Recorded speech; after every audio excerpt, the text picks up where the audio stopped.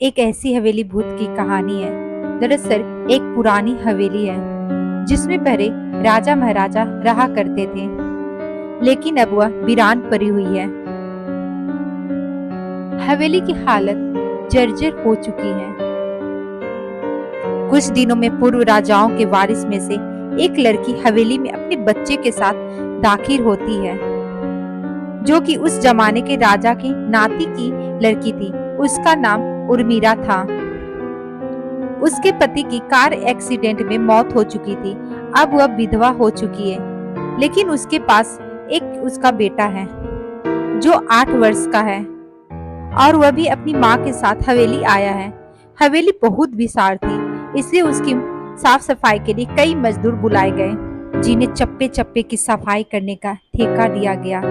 किसी को नहीं पता कि हवेली के कोने कोने में कितने खूनी रहस्य छुपे हुए हैं। उर्मिला के आने के बाद हवेली की हवा रूहानी होने लगती है। ऐसा लग रहा था मानो कोई बरसों से इंतजार कर रहा था इस हवेली के वारिस का। एक रात उर्मिला अपने कमरे में अपने बच्चे के साथ सो रही होती है। अचानक उसकी खिड़की से एक पंछी टकराकर मर जाता है। यह घटना अपने आप में असामान्य थी। पंछी टकराते ही उर्मिला की नींद खुल जाती है, और जब वह लाइट जलाकर देखती है तो डर से चीखने लगती है, क्योंकि उस कमरे की खिड़की से एक पंछी फंसा हुआ था और उसके शरीर से खून की बूंदें फर्श पर गिर रही होती है।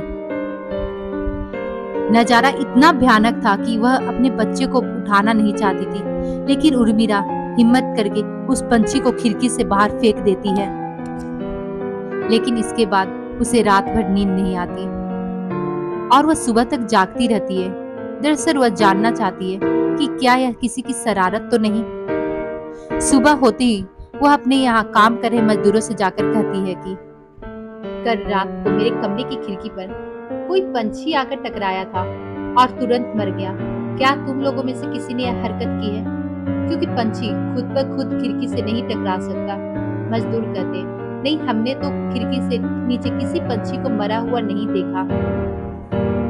हम तो अभी वहां से चले आ रहे हैं, और जब सभी जाकर देखते हैं तो वहां कोई पंछी नहीं होता। उर्मिला घबराने लगती है कि यह क्या, यहाँ तो पंछी होना चाहिए, या कम से कम खून की कुछ बूंदें दिखनी चाहिए,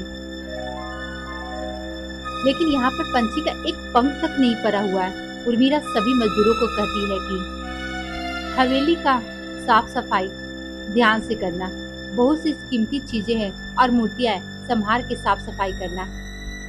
मजदूर अपने अपने काम में लग जाते। उर्मिला अपने बच्चे के साथ कमरे में टीवी देख रही होती है कि उर्मिला को अचानक लोगों की आवाज सुनाई देती है। वह भागकर खिड़की के नीचे देखती है। एक मजदूर की लाश पड़ी होती है। उर्मिला कमरे से नीचे आती है और इसके गिरने के कारण पूछती है। लोगों के जवाब अलग अलग होते हैं। कोई कह रहा था कि इसने खुद आत्महत्या की है, और कोई कह रहा है कि यह गलती से गिर गया। सभी के दावे अलग अलग होते हैं, लेकिन उर्मिला को कुछ अनकही बातें सुनाई दे रही थी। उर्मिला के कान में अचानक एक आवाज के साथ आवाज आती है, अपने बच्चे को बचा सकती हो तो बचा ले। उर्मिला यह बात सुनते ही अपने कमरे की तरफ भागने लगती है, क्योंकि कमरे में उसका बच्चा अकेले टीवी देख रहा होता है। जैसे ही उर्मिला कमरे में पहुंचती है तो उसका बेटा खिड़की से कूदने वाला ही होता है कि उर्मिला उसका पैर पकड़ लेती है और वह खिड़की से लटक जाता है। उर्मिला पूरी ताकत से उसे ऊपर खींचती है, लेकिन फिर भी बच्चा कूदने की जिद कर रहा होता है।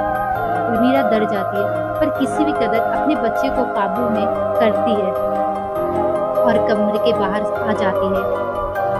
अब वह मजदूरों से पूछती है, अब बताइए इस हवेली में क्या चल रहा है, क्योंकि ये बच्चा तो ऐसा नहीं कर सकता है, और सभी यह सब जो हो रहा है कुछ अलग चल रहा है।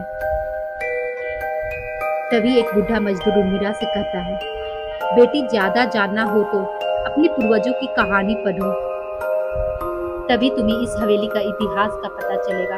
इस हवेली की कहानी की किताब इसी गांव के सरपंच के घर में रखी होती है, जो कि बहुत साल पहले ही मर चुके थे। लेकिन अब भी उनके बेटे के पास वह किताब मौजूद है। यह सुनकर उर्मिला तुरंत सरपंच के घर पहुंचती है और किताब ले लेती है। किताब पढ़ते ही उसे पता चलता है कि इस हवेली में एक नौकर नौकरानी रहते थे जिनके बीच बहुत प्यार था और वह कई सालों से हवेली की सेवा कर रहे थे। लेकिन एक बार रानी की शाही गहने चोरी हो जाती है और उसके शंका में राजा ने नौकरानी को चोरी की सजा दी और उसे जिंदा दफना दिया गया।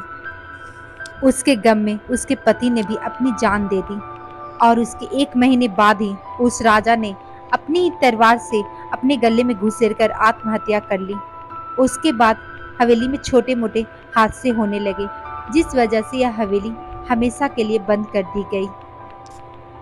कई सालों के बाद वहां कोई आया है, जिससे वहां रहने वाली आत्माओं को मौका मिल गया फिर से बदला लेने का। उर्मिला हवेली का रहस्य जानकर यहाँ से जल्द जाना चाहती है, क्योंकि उसे अपने बच्चे की चिंता है। इसलिए वह रात में ही कार लेकर एयरपोर्ट के लिए निकल जाती है। पर अचानक रास्ते में उसकी कार का एक्सीडेंट हो जाता है और कार पलटकर उल्टा हो जाती है, लेकिन दोनों को कोई नुकसान नहीं होती। उर्मिला अपने बच्चे को बाहर निकाल लेती है और सुनसान सड़क पर भागने लगती है। रास्ते में उसे एक कार आते ही दिखाई देती है और कार रोकने के लिए उर्मिला सड़क के बीच में खड़ी हो जाती है और अपनी मदद के लिए चिल्लाने लगती है।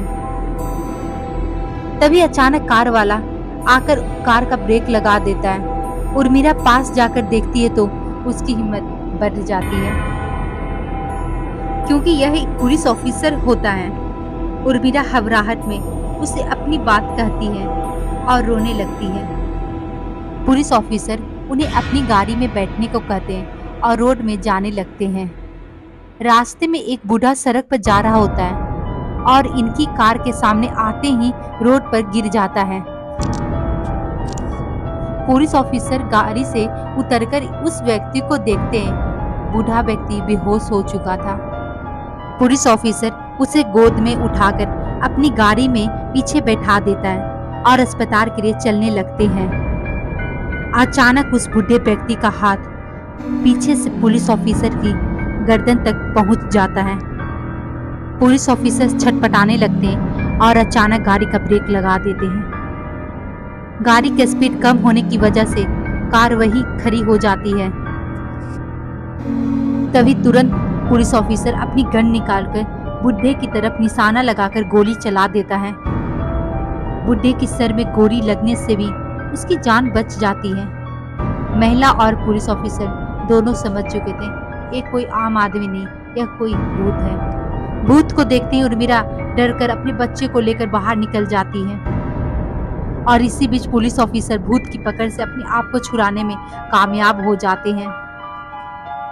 पुलिस ऑफिसर के बाहर निकलते ही तीनों बाहर रोड से भागने लगते हैं और कुछ देर भागते हुए उन्हें सड़क के किनारे जगमगाती लाइट दिख रही होती है। पुलिस ऑफिसर उर्मिला से कहते हैं कि मैडम यह एयरपोर्ट है, जल्दी चलिए। उर्मिला अपने बच्चे को लेकर एयरपोर्ट के अंदर पहुंच जाती है, क्योंकि पुलिस ऑफिसर की बहादुरी की वजह से उसके बच्चे की जान बच गई थी। लेकिन हवेली में भूतिया ताकतों का आधिपत्य अभी तक बना है और इसी के साथ खूंखार भूतिया कहानी खत्म हो जाती है। अगर आपको ये स्टोरी अच्छी लगी तो आप इस चैनल को लाइक, शेयर और कमेंट कीजिए और इस तरह की वीडियो देखने के लिए आप इस चैनल को सब्सक्राइब कीजिए और बेल आइकन को प्रेस करना ना भूलें।